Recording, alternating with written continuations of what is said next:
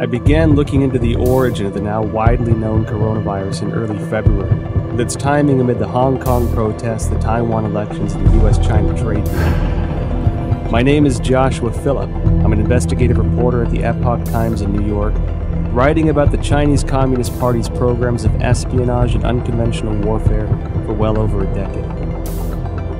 Videos and messages from Chinese citizens leaking through the censorship suggested the situation was much worse than what the regime was reporting. As my research progressed, initial answers turned into more questions. I soon realized there was much more to the story than we were being told. Today, the coronavirus is impacting over 100 countries around the world. Billions of lives are at risk. And from what is said by the Chinese Communist Party, this allegedly started spontaneously in a seafood market in Wuhan, China.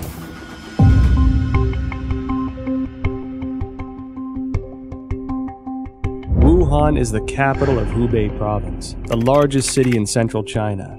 Huanan Seafood Market is located in Jianghan district of Wuhan City and is a large, comprehensive market that includes pork and a variety of frozen seafood, flavored spices, as well as some game meats. The first thing that received public attention about the epidemic was an internal notice from the Wuhan Health Commission. There has been a continuous occurrence of pneumonia cases of unknown cause. The notice issued on December 30, 2019, clearly required all medical units to report similar cases of unknown pneumonia. The notice started spreading online, and on December 31, 2019, the Wuhan Health Commission issued a public notice for the first time, saying that some medical institutions found a link between the pneumonia cases and the Huanan seafood market. However, the notice pointed out that there was no evidence of obvious human-to-human transmission and no infection among medical personnel. On January 1, 2020, the Huanan seafood market posted a notice of closure. This was followed by a thorough cleanup of the market, which as an investigative reporter seemed rushed. Guan Yi, a well-known Hong Kong expert, echoed my concern that the move was like destroying a crime scene. Since then, Wuhan officials have repeatedly said that most cases of pneumonia in Wuhan have a history of exposure to the Huanan seafood market. On January 26, the Institute of Virology of China CDC announced that 33 of the 585 environmental samples from the Huanan seafood market were found to contain the novel coronavirus nucleic acid, and the virus was successfully isolated from the positive culture samples, suggesting that the virus originated from wild animals sold at the market.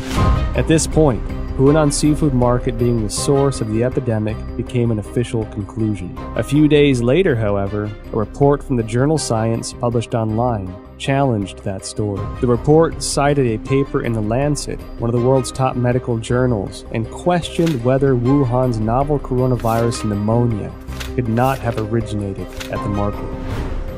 The paper, titled "Clinical Features of Patients Infected with 2019 Novel Coronavirus in Wuhan, China," was published in The Lancet on January 24. The first author of the paper is Huang Qiaolin, Deputy Director of Jinyintan Hospital, the first designated hospital for treatment of unknown pneumonia in Wuhan. Why would this come as a challenge to the official narrative? I think this journal article is very important. It reveals a lot of important information. For example, this paper talks about the first patient onset was actually on December 1st. These patients were not related to Huanan seafood market. And also no epidemiological association was found between the first patient and subsequent patient. And then also on this paper, it talks about on December 10th, there were 3 more onset cases, 2 of which were not related to Huanan seafood market wholesale. Major discovery is that a total of 41 patients were counted in this paper, and 14 of them proved to be unrelated to the seafood market, accounting for more than 1/3. No one sells bed at the seafood market too, and the official from CDC didn't mention they find any beds in the seafood market too. Certainly the Lancet paper showing that supposed patient 0 was nowhere near the market. Secondly, that there are no bats in the seafood market or anywhere close. The idea of the spread so fast through a population, just the way it was said through the seafood market, is highly unlikely and improbable. On January 29th, The Lancet republished an analysis of 99 confirmed cases at Jinyintan Hospital, of which 50 had no history of exposure to the seafood market. According to the New England Journal, of the 425 cases confirmed, 45 cases onset before January 1st had no history of exposure to the seafood market. Notably, the authors of the 2 Lancet papers in the New England Journal of Medicine are doctors and medical experts in mainland China. Daniel Lucy, an epidemiologist at the University of Georgetown, said in response to the Lancet paper that if the data were accurate, the first case would have been infected by the virus already in November 2019, because of the incubation period between infection and symptoms. This would mean that the virus was quietly spreading between people in some parts of Wuhan before the cluster of cases with a history of exposure to Huanan seafood market began on December 15. The first expert group from the National Health Commission arrived in Wuhan as early as December 31, 2019. The expert panel established a set of diagnostic criteria after investigating Jinyintan Hospital of Wuhan that stipulated a history of contact with Huanan seafood market, the person having a fever, and displaying the whole genome sequence. All 3 standards have to be met to confirm a case. This standard was used until a second group of experts, including Zhang Nanshan, arrived in Wuhan on January 18th and made a revision. Why did the panel impose a history of seafood market exposure as a criteria of diagnosis, knowing that at least a third of the cases were unrelated to the seafood market? They clearly know about 14 patients not related to Huanan seafood market at all. That clearly means another source of outbreak. I think somehow this could be a malfeasance or somewhat intentionally cover up some important source of infection. It can go a long way to covering up the actual source by imposing a false place and you're not looking at the actual victims. Then you're only allowed to find your keys under the light post. The numbers that we're getting from China about new infections and deaths are highly suspicious. We know that Beijing, for 6 weeks in December and January, suppressed information of the epidemic. And then when they officially acknowledged it on January 20, they then started a campaign of suppression of information. We know that because the central leading group that was announced on January 26 has a 9-person roster, and it's very heavy with propaganda officials. Indeed, the vice chairman of the group is the Communist Party's propaganda czar. It appears that the party's main goal here is suppression of information, controlling the narrative. That's more important to them than actually ending the epidemic. I was in China when SARS happened, and we were evacuated, and it was the exact same thing. There's no transparency. They tried as long as they could to cover it up until finally it was just like with the coronavirus, they could no longer cover it up, and then they proceeded to act. I mean, I think from my perception back then, their response to it is exactly the same.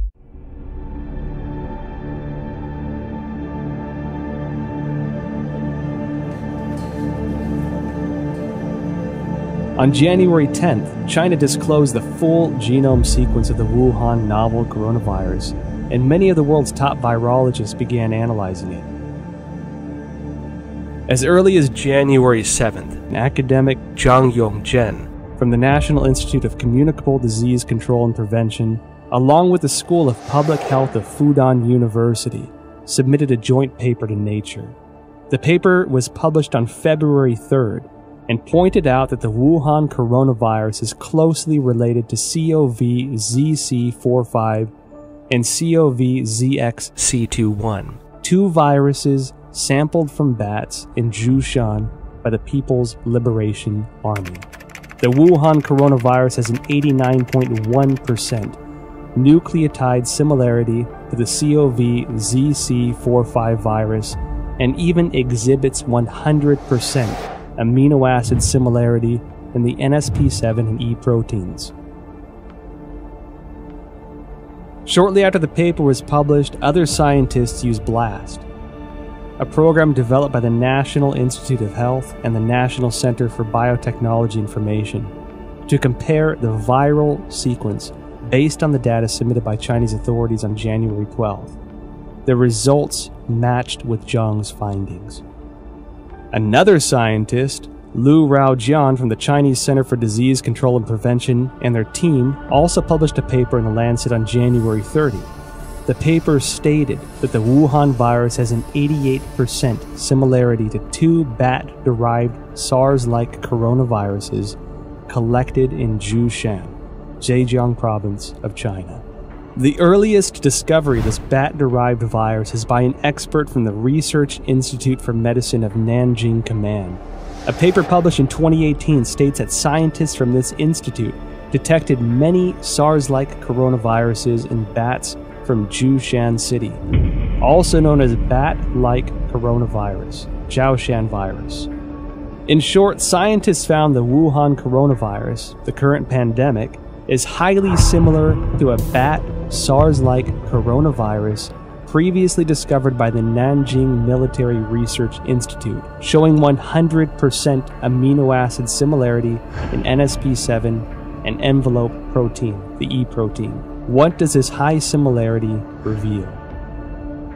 Hard to see a protein is 100% identical when the virus jumps species. And so that was suggesting maybe the virus could be generated with a reverse engineer process. I certainly believe that the 100% amino acid similarity says it can't possibly be a natural mutation. It almost certainly is a recombination event that was laboratory driven.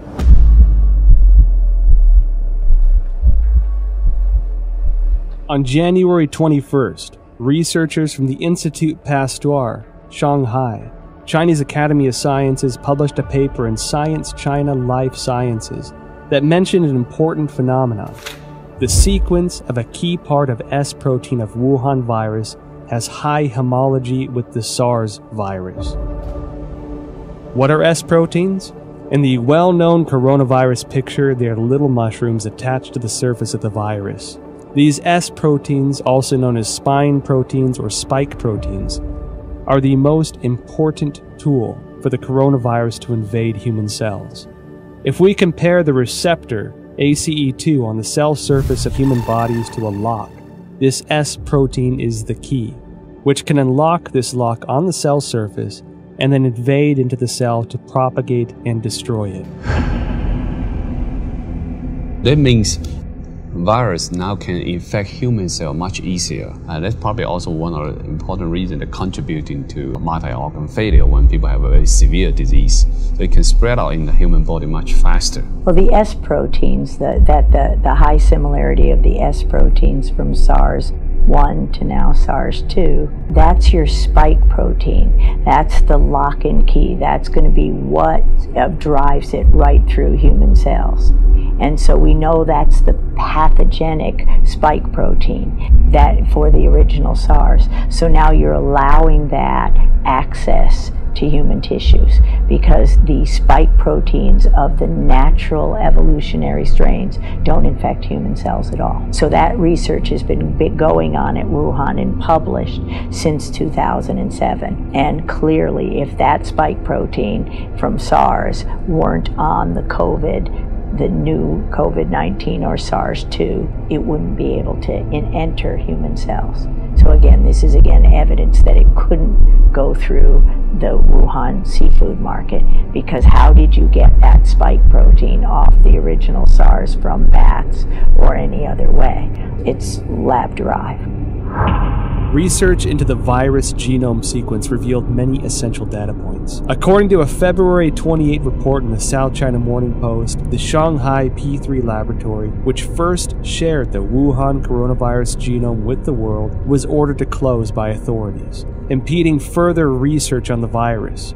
Professor Zhongyang Zhen and his team, who published the genome sequence on January 11th, worked at this laboratory. According to a February 26 report on Caixin, Zhang Yangshen's team isolated and completed the genome sequence of the previously unknown virus on January 5th. On the same day, the Shanghai Public Health Clinical Center reported the discovery to the National Health Commission and recommended prevention measures. No response was received as of January 11th. And it was then that the team decided to publicize the virus genome sequence on virological.org, becoming the first team to do so in the world. Caixin also reported that the Hubei Health Committee already notified genome sequencing organizations on January 1st regarding the cessation of analysis of Wuhan virus samples. Existing virus samples must be destroyed. Information on the samples, related to papers and related data, are all prohibited from release. On January 3rd, China's National Health Commission distributed Notification Letter 2020 No. 3, in which a similar directive was presented. Afterwards, the once active Chinese scientific community suddenly fell into an eerie silence. What was the Chinese Communist Party trying to hide? This is telling us the Chinese government is censoring this information. They do not allow the samples to be sequenced or do not allow the sequence to be published or submitted to the gene bank. Its response to this virus is extremely troubling. It ignored it for 6 weeks. It allowed it to spread around China. It tried to get other countries to not protect themselves. This is dangerous, irresponsible behavior, and it's endangered not only the Chinese people, but people around the world. There is no other way of looking at it. They are responsible for the continuation of this coronavirus. And every time it comes back, because it will come back, because it's going to be with us now permanently, it will come back, and every person that it kills, every person that it harms, is directly attributable to the Chinese Communist Party.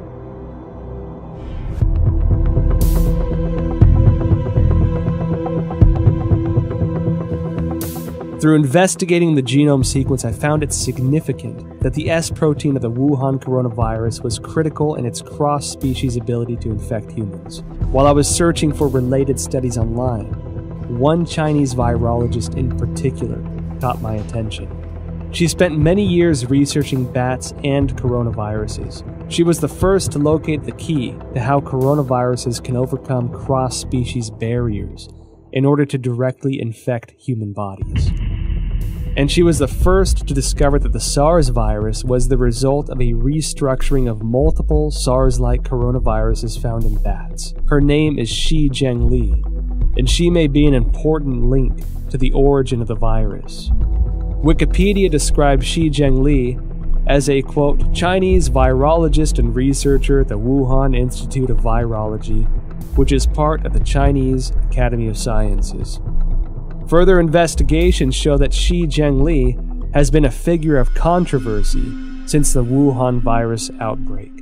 This is due to a paper she published in 2015 discussing her own research into synthetic viruses.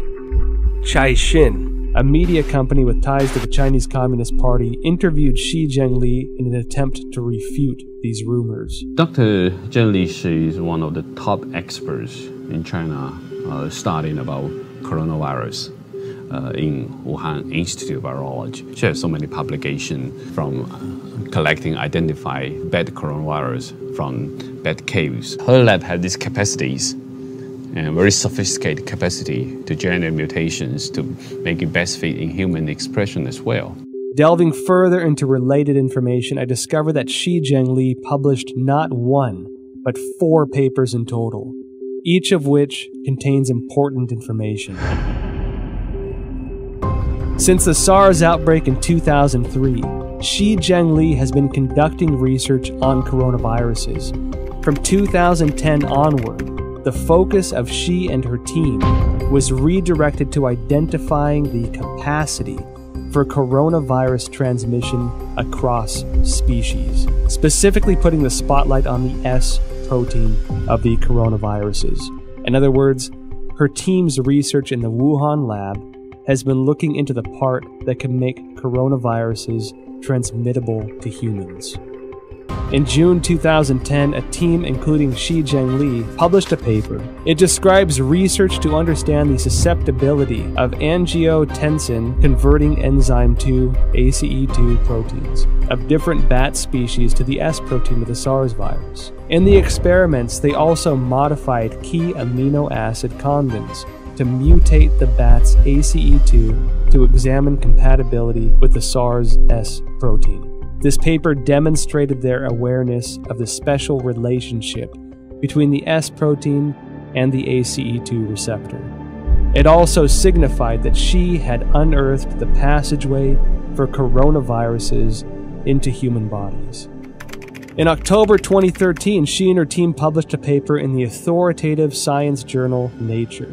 They claimed a breakthrough in coronavirus research. What was their breakthrough?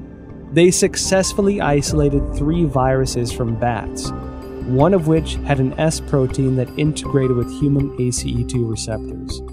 This effectively demonstrated the human infection of SARS-like viruses to humans without the need of an intermediary host. Then, in November 2015, Shi and her team at the Wuhan lab once again published a paper, this time in the British journal Nature Medicine. They discussed the creation of a synthetic virus, a self-replicating chimeric virus. This virus had the SARS virus as the framework, with the key S protein replaced by the one they had found in a bat coronavirus she mentioned in her 2013 paper. This new virus demonstrated a powerful ability for cross-species infection. The mice infected with this synthetic virus revealed severe lung damage with no cure. This symbolized that Shi's successful splicing of the SARS virus was a key to open the door to the cross-species transmission. What is startling is that these successful experiments on mice were only the tip of the iceberg. They planned to further experiment on primates. Although Shi Zhengli did not indicate any conclusion from this research, her move to research on primates suggests this was to more closely simulate the infection of humans with this new synthetic virus. This wasn't done without controversy, however. Shi's experiments quickly triggered widespread debates from the academic community. Simon Wayne Hobson of the Pasteur Institute in France expressed deep concerns. He told Nature, if the new virus escaped, nobody could predict the trajectory. Propagation could happen anywhere. His statement is exactly what's happening, that the virus is everywhere and it could not spread that fast through various countries unless it's been spread via laboratories, via the mail, via research scientists studying that. Additional studies very strongly support the idea that this new coronavirus came from a recombination event, that is a cutting and pasting of 2 different viruses. So her work proves or strongly supports the hypothesis that it could not possibly have been generated in a natural zoonotic transmission, but had to come from a hospital setting, the laboratory setting, almost certainly the biosafety level for Wuhan research facility. However, this did not terminate Shi's research. On November 14, 2018, Shi Zhengli spoke at the School of Life Sciences and Biotechnology at Shanghai Jiaotong University. The topic was bat coronavirus and its cross-species infection.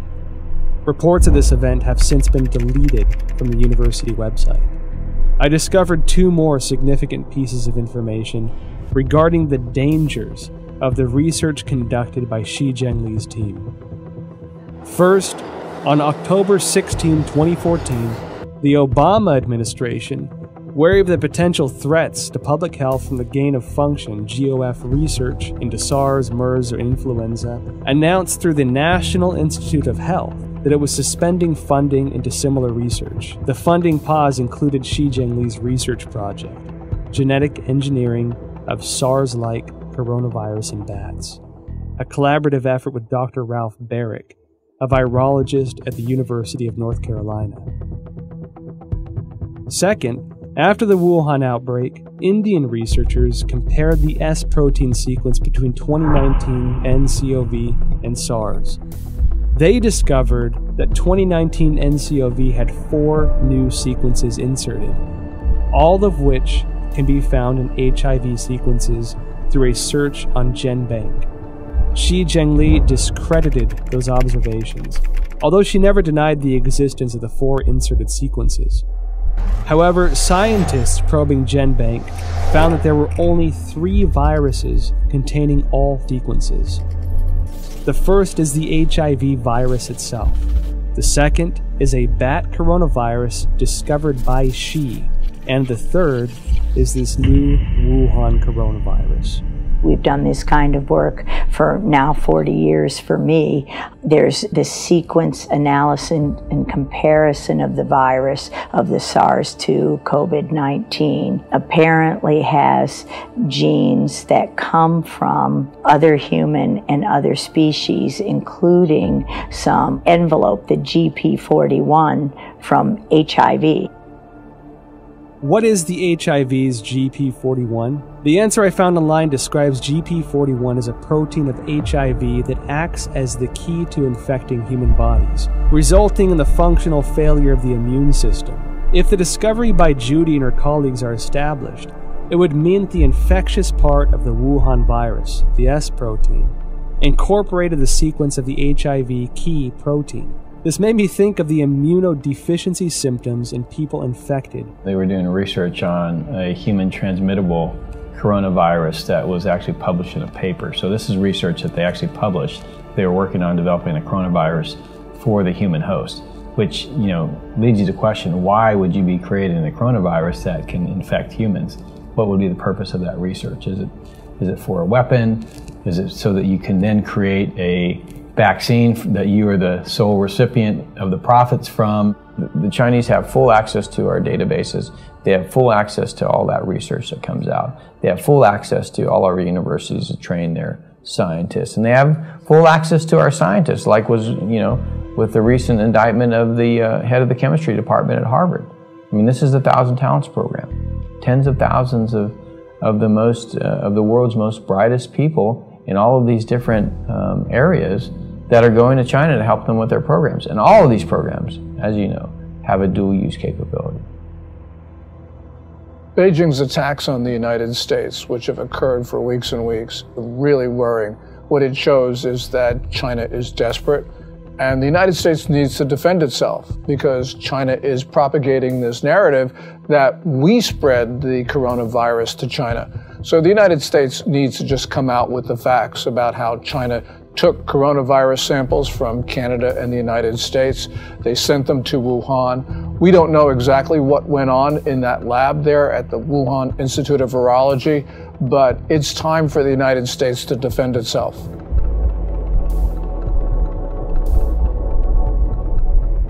January 23rd, 2020. The Wuhan virus exploded. While Wuhan announced the lockdown of the city, Shi Zhengli and her team released a paper stating that the Wuhan coronavirus was of probable bat origin. This was published in Nature on February 3rd. The paper indicated that the Wuhan virus utilized the same key as SARS to gain entry into the human body. She also announced the 2019 nCoV genome sequence was 96.2% consistent with a bat coronavirus originating in Yunnan, China, called RATG13, signaling a natural source of the Wuhan virus. However, Shi Zhengli's natural origin assertion was doubtful. The outbreak occurred in Wuhan, the same location as the P4 laboratory where Shi was based, and which housed highly similar viruses. Common sense would lead the government to first inspect the P4 laboratory for any leakage incident and potential safety concerns.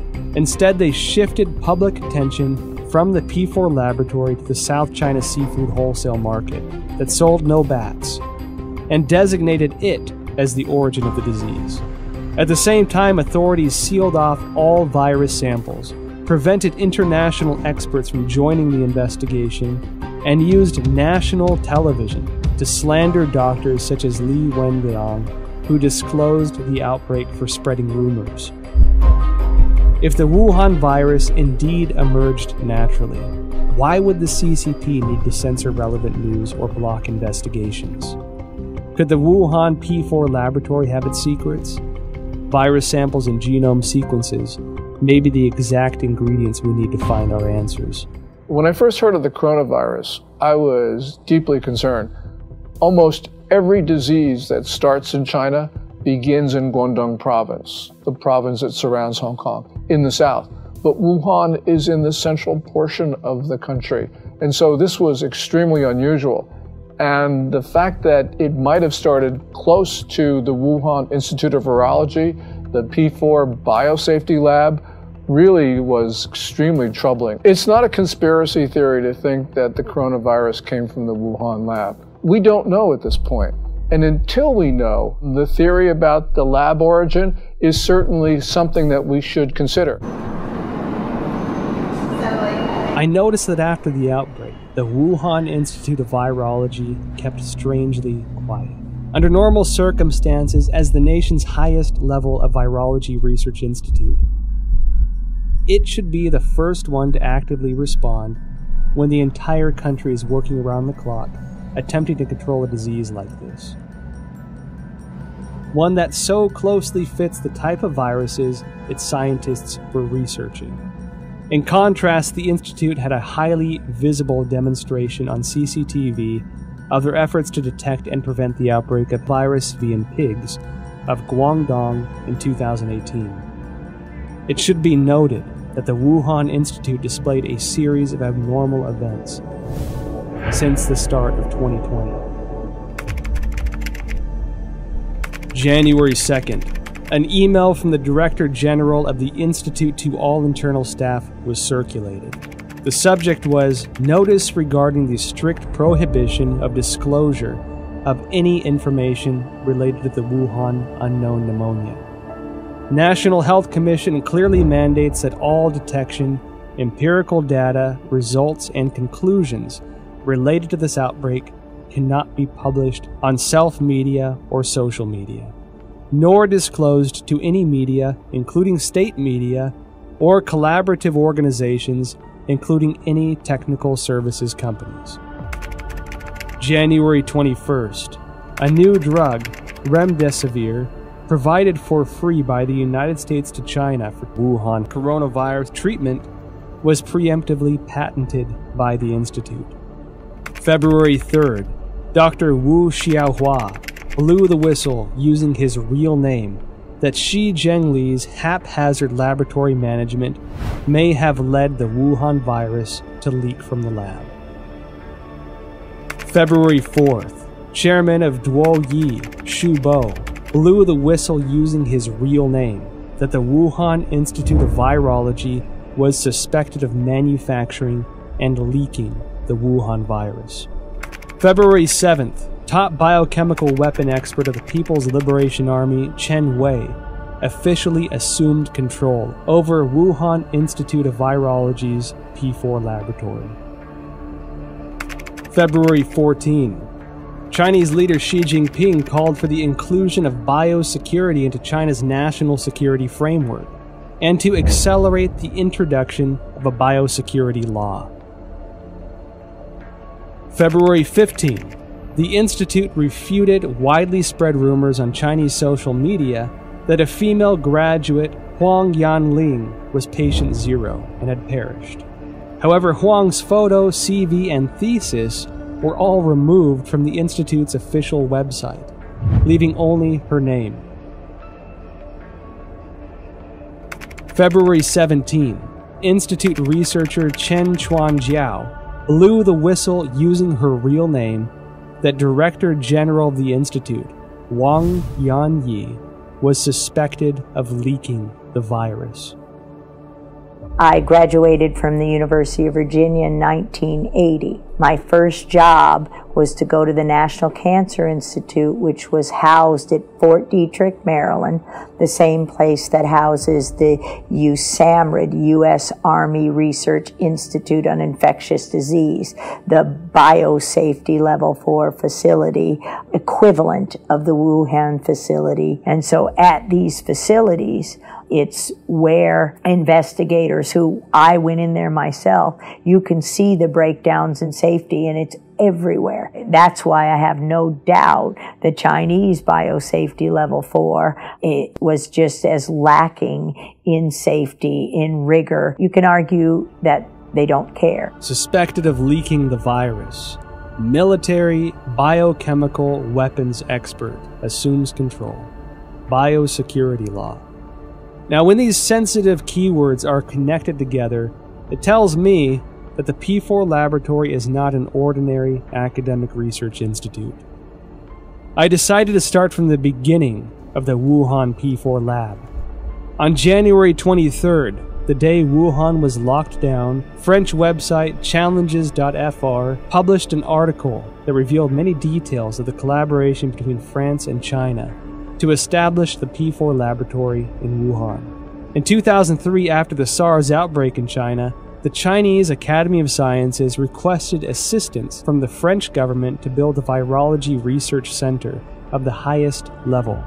With the support of then French Prime Minister Raffarin, the two countries signed a contract to jointly construct the P4 laboratory under a wave of contention. According to the contract, French architect RTV in Lyon was responsible for the engineering of the laboratory. However, Chinese authorities switched the work to a local Wuhan architect, IPPR, based on research conducted by the General Directorate of External Security. IPPR had close ties to subsidies of the Chinese military, some of which were already targets of concern by the American CIA. Within the 12 subsidiary departments, there was even a specific military management office. The French delayed repeatedly, given security concerns. It wasn't until 2017 before the Wuhan P4 laboratory was operational, and French security continued to suspect that the Chinese regime was conducting biochemical weapons experiments. Who is the real boss of the P4 laboratory? The Wuhan P4 laboratory was a subsidiary of the Wuhan Institute of Virology, which is managed by China Academy of Sciences. The director of the laboratory was Yuan Shiming, who was also the head of Chinese Academy of Sciences Wuhan chapter. Design and funding for construction were the responsibilities of the ex-vice presidents of the academy, Jiang Mianheng from 1999 to 2011, and Chen Zhu from 2000 to 2007. Jiang Mianheng was the eldest son of ex-CCP leader Jiang Zemin. After Jiang Zemin ascended to power after the Tiananmen Square massacre, his son entered the academy and led the Institute of High Technologies Research and Development. Jiang Mianheng created the Shanghai Institute of Life Sciences, and together with China Academy of Sciences, Shanghai colleges and universities, Shanghai hospitals, military hospitals and research institutions, formed a profit group of life sciences organizations. They controlled China's major life sciences research projects and allocation of massive funding. Jiang Jicheng, son of Jiang Mianheng, is the controlling shareholder of Wuxi AppTech, which in turn is controlling Fosun Pharmaceutical, China's agent for Remdesivir. Effectively, Jiang Jicheng is the kingpin behind the specific medicine for the outbreak. Meanwhile, Chen Zhu is the current president of the Red Cross Society of China, which had faced numerous scandals since the outbreak. In 1999, while Jiang Zemin was in power, the People's Liberation Army published a book, Unrestricted Warfare, in which strategies for a weaker nation to combat a stronger nation are discussed in the context of modern warfare. One of the authors, Qiao Liang, wrote, After the first Taiwan Strait crisis, we realized that if the Chinese and American military fought head-on, we are at a disadvantage. Therefore, we need a new strategy to help our military tilt the balance of power. This new strategy is called unrestricted warfare, a variety of means beyond all limits, without any restrictions. It could be military-related, including guerrilla warfare, terrorism, biochemical warfare, or it could be non-military related, such as drug trafficking, poisoning, environmental destruction, and computer virus dissemination. Israeli expert in biological warfare and former intelligence officer Danny Shoham published a paper in 2015 in India's Journal of Defense Studies. He pointed out that China will not miss, skip, or abandon any highly advanced technology, especially military-related technology. The article noted that China had 12 facilities related to the Ministry of National Defense and 30 subsidiary facilities of the PLA participating in the research, development, manufacturing, testing, or storage of biological weapons. Dr. Francis Boyle, a Harvard PhD famous for drafting the Biological Weapons Anti-Terrorism Act of 1989, clearly expressed, the novel coronavirus we're seeing here is an offensive biological warfare weapon. The Federation of American Scientists indicated similar concerns in an evaluation report. The organization believed that the CCP possessed advanced chemical warfare projects, including research, development, manufacturing, and weaponizing capabilities. The CCP is usually known to have a proactive biological warfare portfolio, including state-funded and sponsored research activities. I believe they have them. I believe they're developing them. I think they want to be the most advanced nation on earth when it comes to biological weapons. The same as I believe that they do forced organ harvesting. The same as I believe that they have concentration camps for Uyghurs. The way I believe that they have systematically killed millions of Falun Gong. It is the same thing, this regime. You can count on it. So Wuhan as an area, I think, is critical by the fact that there's a lot of concern about what China's ambitions are regarding long-term global domination. I'll just say it that. Their military doctrines indicated that they intend to be the dominant political and military force in the Pacific Rim. I've talked to senior members of the Trump administration who have had conversations with the senior Chinese generals, and that's what they basically say. It's in their doctrine, too. So we have to examine this new clue. This is one piece of the, Wuhan, biological warfare. Does this mean something to these other things we're already seeing? Because the Chinese have already kind of stated this is their objective. So I think we have to analyze it through that lens. What does this mean to the larger political narrative of what China wants to do to dominate the region and potentially the world? We don't have to speculate about being at war. Last May, the Communist Party, through People's Daily, carried a piece which said that there was a quote-unquote people's war against the United States. They've declared war on us. We have to respond. There is a war. China's told us there's one.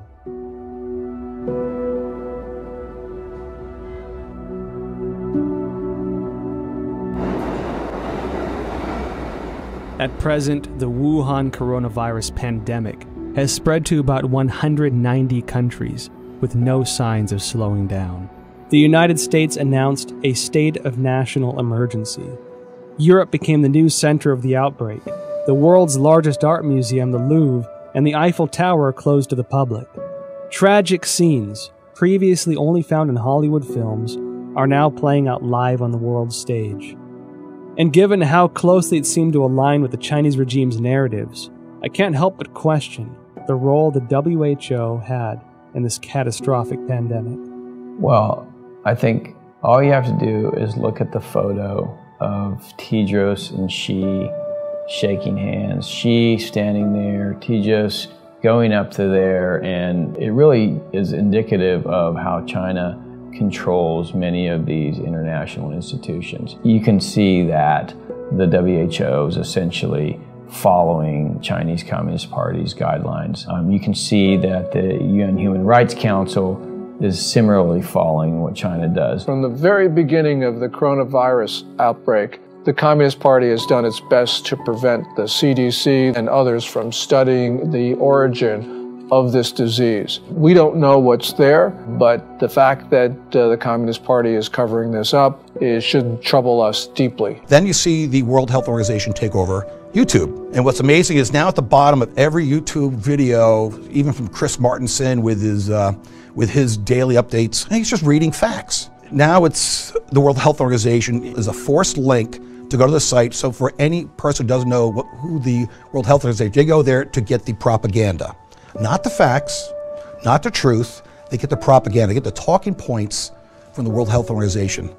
And that is also it's a shame that American corporations, especially social media, like Google, like Facebook and Twitter, they're trying to censor or ban or shadow ban or manipulate algorithms, so on and so forth, to prevent an actual honest conversation. The best way this is going to be answered, all this, we want the truth. The biggest issue I've learned over my 40-year career, it's not really fighting the viruses and learning how to treat the viruses. It's fighting a system that is determined to cover up and persecute anyone who reveals the truth behind. Today, the World Bank, many of the international institutions have essentially adopted a posture whereby if the Chinese Communist Party tells them to do it, they're going to do it. I'm not surprised at all by what the WHO says. I'm not surprised at all by ICAO, which basically has been blocking people from that tweet about Taiwan. I mean, the whole system, and this is why, by the way, the national security strategy that came out in December 2017 says what it says, which is we need to protect our societies, not just the United States, but all democracies. We need to rebuild them, not invest Chinese Communist Party regime in the Belt and Road Initiative and Made in China 2025. And we need to inspire people again to believe in democracy. Every country has diseases, but in China they become national emergencies and global emergencies because the real disease here is communism. A sprawling and aggressive disinformation campaign unleashed globally by the Chinese Communist Party. The propaganda push, which has escalated in recent weeks, aims primarily to deflect blame over the Chinese regime's botched handling of the Wuhan coronavirus, to sow discord internationally, and to portray the image that the regime has contained the outbreak. During the investigative interview process, well-known scientists who once suggested a laboratory origin of the virus declined to be interviewed one after another.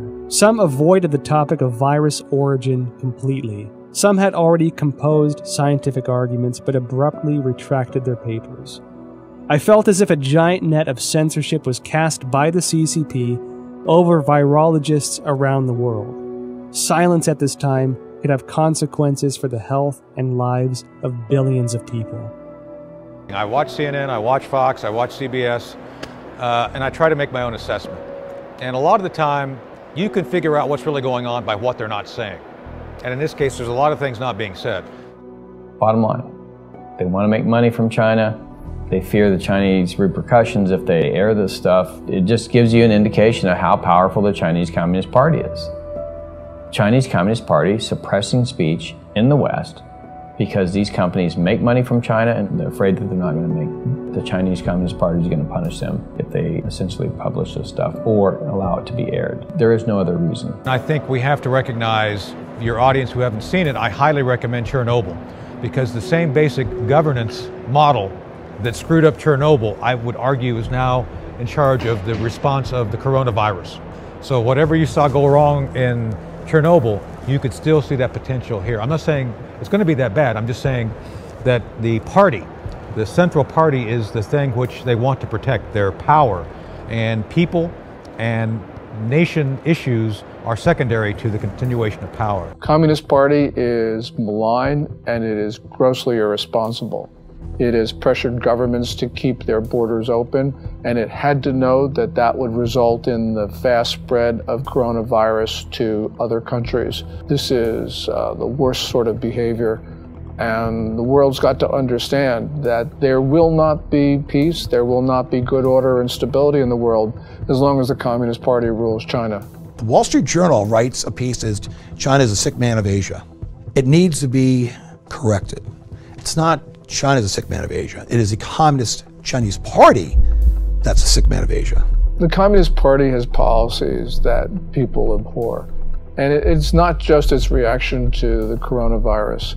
We see this with the suppression of rights, also with the holding perhaps 1 million people, maybe even 3 million people in concentration camps. So this is just the essential nature of Chinese communism.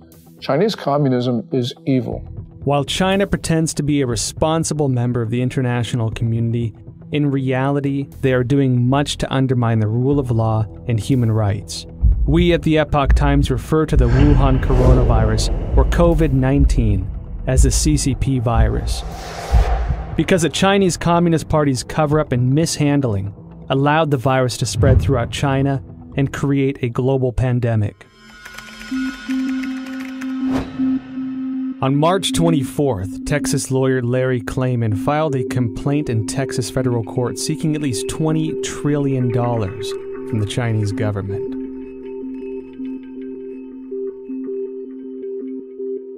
Klayman said in a statement, quote, "The Chinese people are a good people, but their government is not, and it must be made to pay dearly."